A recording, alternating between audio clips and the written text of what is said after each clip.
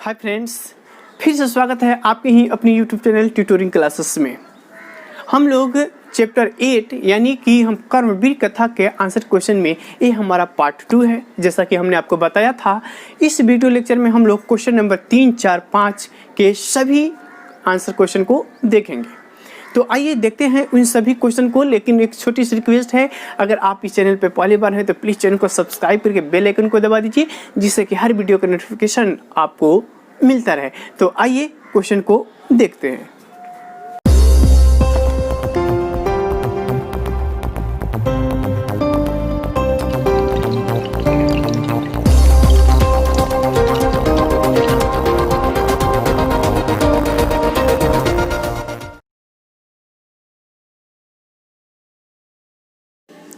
Question number 3 करने से पहले हम आपको बता दें, अगर आपने इसकी व्याख्या नहीं देखी है तो ऊपर आई बटन में उसका व्याख्या है, और 1 से लेकर 2 तक के प्रश्नों को आपने नहीं देखा है तो उसका लिंक डिस्क्रिप्शन बॉक्स में है, आप उसको देख लीजिए। यह वीडियो बहुत ही इम्पोर्टेंट होने वाला है क्योंकि इसमें व्याकरण से संबंधित प्रश्नों को करने वाले हैं। तो वीडियो के अंत तक बने रहिए, बहुत ही इंटरेस्टिंग और हेल्पफुल वीडियो होने वाला है। तो आइए सबसे पहले क्वेश्चन नंबर 3 को देखते हैं। क्वेश्चन नंबर 3 है बाबू, उदाहरणम अनुसृत्य रक्षति त्रायते क्रियापदस्य, यानी कि रक्षति और त्रायते जो क्या है क्रियापद हैं, इन सबको प्रयोग करके मंजूषात, मंजूषा मतलब होता है शब्दार्थ यानी शब्द दिया हुआ है, पदानि चित्वा तत्र समुचित विभक्ति में संयोज्य सप्तवाक्यानि रचत। हमको कुछ शब्द दिया हुआ है जो कि यहाँ पे बॉक्स में आपको देखने को मिल रहा है। इन शब्दों के प्रयोग से हमें 7 वाक्य बनाना है। वो कैसे बनाना है, कह रहा है कि उदाहरण अनुसृत्य, उदाहरण को पहले देख लिया जाए। कौन नंबर उदाहरण है, गृहम सूर्यस्य आतपात मेघस्य वर्णात च त्रायते, यानी घर जो है सूर्य की गर्मी और मेघ की वर्षा से बचाता है या रक्षा करता है। पिता पुत्रम विघ्नात् रक्षति, पिता पुत्र को विघ्न से यानी कष्ट से बचाते हैं या रक्षा करते हैं। तो आइए इन्हीं शब्दों के प्रयोग से हमें 7 वाक्य बनाना। वाक्य निर्माण करने से पहले बाबू हमें कितने वाक्य बनाना है, 7। तो सबसे पहले उन 7 को चिन्हित कर लेते हैं। हमने चिन्हित कर लिया, मान लेते हैं वैद्य, प्रहरी, सैनिक, धर्मात्मा, सज्जन, और कोई एक नाम लेते हैं। मान लेते हैं हम करीम ही ले लेते हैं, करीम, और दूसरा हम मान लेते हैं कोई भी नाम आप ले सकते हैं, ये जरूरी नहीं है। तो एक मान लेते हैं हम दिव्यस ले लेते हैं। तो 7 वाक्य हो गया, हमें इसी से शुरू करना है। 7 हमें इन 7 शब्दों से वाक्य शुरू करना है। तो मान लेते हैं हम वैद्य से शुरू करते हैं। तो वैद्य देवदत्तम, पहला वाक्य, इसमें से कोई भी ले सकते हैं आप, देवदत्तम। अब रोगात, रोगात क्यों कहेंगे, पंचमी विभक्ति का प्रयोग करेंगे, रोग से मुक्त। अगर आपने विभक्ति चिन्ह नहीं किया है तो अभी हम आपको बताएंगे कि विभक्ति चिन्ह क्या होती है। तो से रोगों से मुक्त होने के सेंस में हो रहा है, अलग होने के सेंस में हो रहा है, इसलिए पंचमी विभक्ति का प्रयोग करते हुए हम बनाएंगे कि वैद्य देवदत्तम रोगात त्रायते। देखिए यहाँ पे हमने यहाँ पे बनाया वैद्यम देवदत्तम रोगात त्रायते, यानी वैद्य जो है देवदत्त को रोग से बचाते हैं। अगला है बाबू, मान लेते हैं अब हमने दूसरा वाक्य बनाया प्रहरी। अब प्रहरी मतलब होता है, हमारे यहाँ सिपाही कहा जाता है और नेपाल में सिपाही को प्रहरी कहा जाता है, मतलब जो पहरा देता है। तो प्रहरी क्या करता है, प्रहरी पद्मजा, पद्मजा भी नाम ही है बाबू, प्रहरी पद्मजाम चौरात रक्षति, यानी प्रहरी जो है पद्मजा को चोर से रक्षा करता है। देखिए हमने दूसरा वाक्य भी यहाँ पे बनाया है, प्रहरी पद्मजाम चौरात रक्षति। अगला हम तीसरा चिन्हित किए थे सैनिक। अब सैनिक आ गई तो देश की बात आएगा, और देश की बात आएगी तो दुश्मन से लड़ने की या आतंकवादी से लड़ने के लिए, और तो आप शत्रुभ्य भी बना सकते हैं और आतंकवादीभ्य। अब यहाँ पे चतुर्थी विभक्ति का प्रयोग करेंगे। अब चतुर्थी विभक्ति क्या है? देश के लिए, यानी सैनिक देश के लिए लड़ते हैं तो के लिए चतुर्थी विभक्ति का प्रयोग करते हैं बहुवचन में, तो हमारा वाक्य बनेगा सैनिकः देशम आतंकवादीभ्य। यहाँ पे चौथी विभक्ति का प्रयोग करेंगे तो आतंकवादी का बनेगा आतंकवादीभ्य रक्षति। देखिए हमने वो भी वाक्य यहाँ पर बनाया हुआ है, सैनिकः देशम आतंकवादीभ्य। चौथी विभक्ति का क्यों प्रयोग करेंगे? देश के लिए, तो के लिए चतुर्थी विभक्ति का प्रयोग करते हैं। आइए अगला हमने बताया था कि धर्मात्मा, और धर्मात्मा जो होते हैं बाबू वो हमेशा पाप पुण्य की ही बात बतलाते हैं कि ये पाप है इसको छोड़ दो, ऐसा बात करते हैं। तो धर्मात्मा पापात, देखिए यहाँ पे धर्मात्मा पापम पंचमी विभक्ति का प्रयोग करेंगे पपात, यानी दोष से मुक्त करने के लिए, पाप से मुक्त होने के लिए। तो से अलगाव के सेंस में हम लोग पंचमी विभक्ति का प्रयोग करेंगे। तो इसका वाक्य बनेगा धर्मात्मा रमेशस्य, यानी रमेश का, इस सब का प्रयोग करके बनाना है बाबू हमको। तो धर्मात्मा रमेशस्य पपात त्रायते, धर्मात्मा जो हैं रमेश को पाप से मुक्ति दिलवाते हैं या उसकी रक्षा करते हैं। अगला वाक्य, ये सभी वाक्य हमने यहाँ पर बनाया है, पहले आप समझ लीजिए तो आप इसको देख लीजिएगा। हाँ, आपको बता दें कि इस वीडियो का PDF फाइल भी आप डिस्क्रिप्शन बॉक्स से डाउनलोड कर सकते हैं। तो पहले आप वीडियो को समझ लीजिए, बाद में PDF डाउनलोड कर लीजिएगा। आइए अगला वाक्य वो हम बनाते हैं, और मान लेते हैं एक हमने चिन्हित किया था 5 वाक्य, छठा हमने करीम चिन्हित किया था।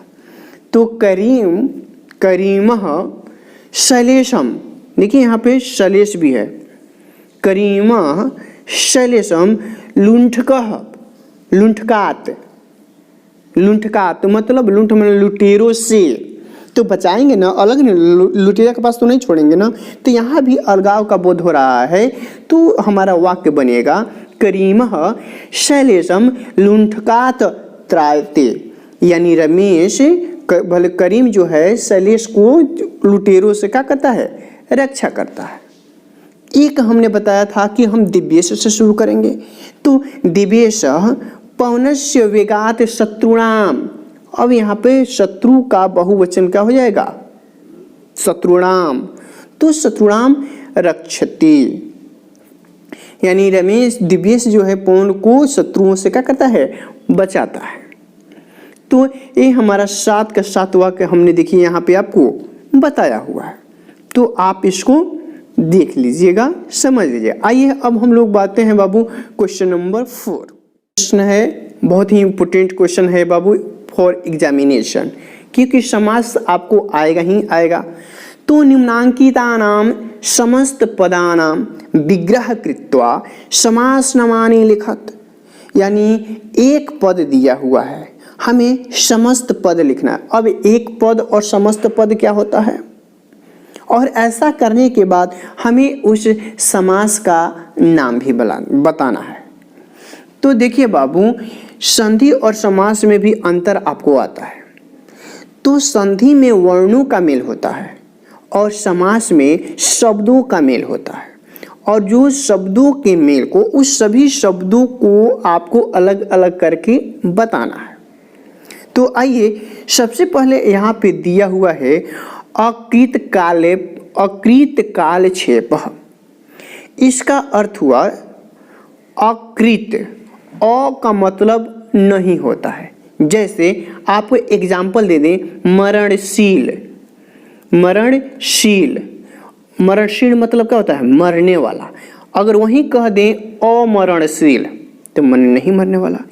फिर हम कह दें ज्ञात माने जानकारी, अब फिर कह दे अज्ञात माने जानकारी नहीं, तो अ का मतलब होता है नहीं, यानी अ माने नहीं, कृत माने करने वाला, काल माने समय, क्षेप मतलब नष्ट करने वाला, यानी जो समय को बर्बाद किए बिना,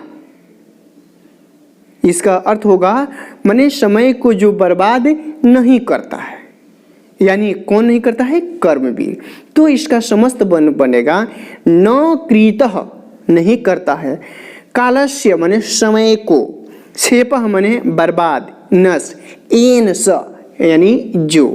अब आपको यहाँ पे एक बात समझनी है कि जब हम बहुव्रीहि समास का विग्रह करते हैं तो इसमें षष्ठी विभक्ति का ज़्यादातर प्रयोग करके बनाते हैं। जैसे यहाँ पे बनाएंगे यस्य सह, यस्य यानी जो।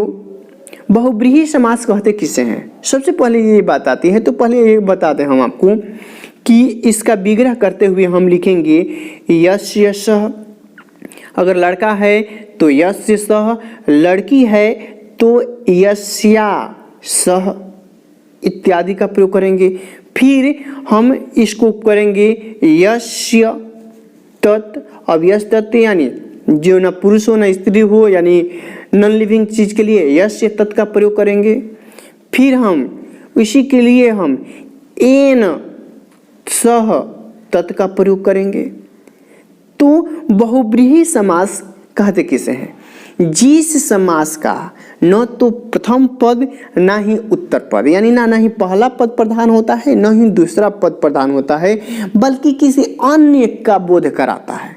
जैसे दशानन, दशानन कह देंगे तो कोई पार्टिकुलर व्यक्ति का नाम नहीं होगा, फटाक से हमारा ध्यान जाएगा हाँ रावण का बात हो रहा है, तो इत्यादि, यानी कि इसका कोई पद प्रधान नहीं होता है, किसी अन्य का बोध कराता है। तो इसका विग्रह करते हुए हमने जो आपको बताया उसका प्रयोग करते हुए हम इसका निर्माण करते हैं। आइए अगला का देखते हैं, ख, पुस्तकागारम, पुस्तकागारम। अब इसका समस्त पद बनेगा, यानी कि दो पद हम पहले चुन लेते हैं, यानी पुस्तक और आगारम। आगार मतलब होता है रखने वाला जगह या घर।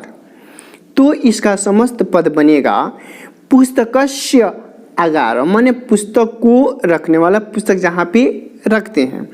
तो ये बनेगा षष्ठी तत्पुरुष। अब बात आती है कि तत्पुरुष समास कहते किसे हैं, तो तत्पुरुष समास उसे कहते हैं जिसका उत्तर पद प्रधान होता है। उत्तर पद प्रधान होने का मतलब है कि बाद वाला पद, पहले वाला नहीं, दूसरा पद प्रधान होता है, बाद वाला प्रधान होता है। और तत्पुरुष समास के विग्रह के वक्त जिस विभक्ति चिन्ह का प्रयोग होगा वही हमारा समास कहलाएगा। यानी तृतीया विभक्ति दिखा दिया तो तृतीया तत्पुरुष, चतुर्थ दिखा दिया तो चतुर्थ तत्पुरुष। अब विभक्ति चिन्ह क्या होता है, आइए उस विभक्ति चिन्ह को हम आपको पहले दिखाते हैं। ये है बाबू हमारा विभक्ति चिन्ह, यानी विभक्ति प्रथमा, द्वितीया, तृतीया, चतुर्थ, पंचमी, षष्ठी, सप्तमी। और प्रथमा यानी कर्ता होता है, द्वितीया कर्म, तृतीया करण, चतुर्थ संप्रदान, पंचमी अपादान, षष्ठी संबंध, अधिकरण यानी सप्तमी। यानी कि अब प्रथमा का चिन्ह होगा ने, द्वितीया का चिन्ह होगा को, तृतीया का होगा से, जहाँ संबंध जुड़ता हो। यहाँ का होगा बाबू संबंध जुड़ता हो, जैसे वह कलम से लिखता है तो कलम और हाथ का संबंध जुड़ा होता है। तो जहाँ संबंध का बोध कराएगा वहाँ तृतीया विभक्ति का प्रयोग करते हैं। संप्रदान का के लिए, अभी हमने आपको बताया सैनिक देश के लिए मरते हैं या देश के लिए लड़ते हैं, तो वहाँ पे हमने चतुर्थ विभक्ति का प्रयोग बताया। पंचमी का भी होता है से, इसका भी से होता है, लेकिन आपको जहाँ संबंध छूटता हो, जैसे एक एग्जाम्पल हो, वह बाघ से डरता है तो बाघ को तो गोदी में लेके नहीं डरता है, अलग से ही डरता है। तो जहाँ अलगाव का बोध होता है वहाँ पंचमी विभक्ति का प्रयोग करते हैं। षष्ठी विभक्ति यानी का, के, की, तो षष्ठी विभक्ति का प्रयोग करते हैं। और अधिकरण यानी सप्तमी विभक्ति में और पर, इत्यादि का प्रयोग करते हैं। तो ए रहा विभक्ति चिन्ह। तो आइए अब हम प्रश्न की ओर बढ़ते हैं। तो ए रहा प्रश्न बाबू, पुस्तकागारम। तो समस्त पद हो जाएगा पुस्तकस्य। षष्ठी विभक्ति याद कीजिए, बालकस्य, बालकयो, बालकनाम, बालकस्य यानी श्य आ रहे षष्ठी विभक्ति, तो ए होगा षष्ठी तत्पुरुष। अब षष्ठी विभक्ति हो गया, इसलिए ये षष्ठी तत्पुरुष कहलाएगा। अब एक बात और, आपको तत्पुरुष समास बताए हैं, तो उत्तर पद जो होता है उससे प्रश्न करेंगे तो उसका पूर्व पद ही आंसर होगा। एज फॉर एग्जाम्पल, एक इससे हट के आपको एग्जाम्पल देते हैं। संकट मुक्त, संकट मुक्त, किससे मुक्त होंगे आप? तो संकट से मुक्त होंगे। तो यहाँ पर भी ये हमारा तृतीया तत्पुरुष होगा कि पंचमी तत्पुरुष होगा? तो पंचमी होगा, क्योंकि मुक्त हो रहे हैं, अलग हो रहे हैं, इसलिए यहाँ पे पंचमी तत्पुरुष होगा। आइए अब हम ख तो देख लीजिए। आइए अगले प्रश्न ग की ओर बढ़ते हैं। ग प्रश्न है स्नातक परीक्षायाम।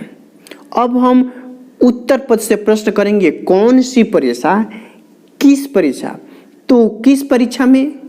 किस परीक्षा में? स्नातक परीक्षा में आया तो सप्तमी विभक्ति का चिन्ह होता है में पर, तो उसका सप्तमी विभक्ति है बालके, बालकयो, बालकसु, बालके, इसलिए हुआ स्नातकी परीक्षाया। अब स्नातकी आ गया, सप्तमी हो गया, इसलिए होगा ये हमारा सप्तमी तत्पुरुष। आइए घ को देखते हैं। घ दलित बालकम, इसका समस्त पद होगा दलित च असौ बालकः तम। ये हमारा कर्मधारय समास हुआ। अब एक कर्मधारय समास क्यों हुआ? क्योंकि कर्मधारय समास उसे कहते हैं, नहीं जानते हो अगर आप वीडियो देख रहे हैं तो वीडियो को देखते वक्त आप इसको लिख लीजिए, मोस्ट इंपोर्टेंट क्वेश्चन है यह। तो आइए कर्मधारय समास को थोड़ा सा हिंट से देते हैं। कर्मधारय समास में पूर्व पद विशेषण या उपमान होता है और उत्तर पद यानी बाद का जो पद होता है वो विशेष या उपमेय होता है। फिर विशेषण विशेष्य की स्थिति में दोनों पदों के बीच जब विग्रह करेंगे तो हम च असौ का प्रयोग करते हैं। कब? विशेषण विशेष्य की स्थिति में। अगर उपमा उपमेय का स्थिति हो तो उपमा उपमेय की स्थिति में इव या एव शब्दों का प्रयोग करके उसका विग्रह करते हैं। तो यहाँ पे है हमारा दलित बालकम, ये हमारा विशेषण विशेष है, विशेषता बताता है कि बालक कैसा है, तो दलित है। तो इसका दो पदों में विभक्त करेंगे तो दलित और बालक। तो दोनों पदों के बीच में अभी हमने बताया कि विशेषण विशेष्य की स्थिति में च असौ लगा करके उसका विग्रह करते हैं, इसलिए इसका समस्त पद होगा दलित च असौ बालकः। ये हुआ हमारा समस्त पद और ये हमारा कर्मधारय समास हुआ।